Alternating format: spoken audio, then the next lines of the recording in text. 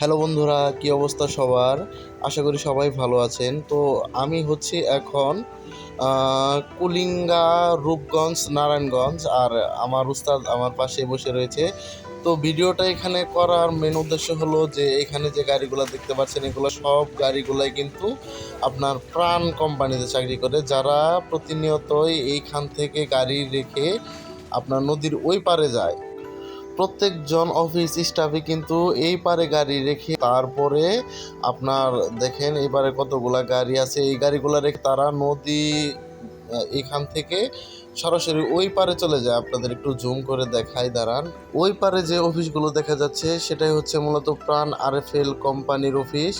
তো এইখান থেকেই কিন্তু তারা প্রতিনিয়তই আপনার ট্রলার বা লঞ্চের মাধ্যমে এই পার থেকে ওই পারে তারা যাতায়াত করে।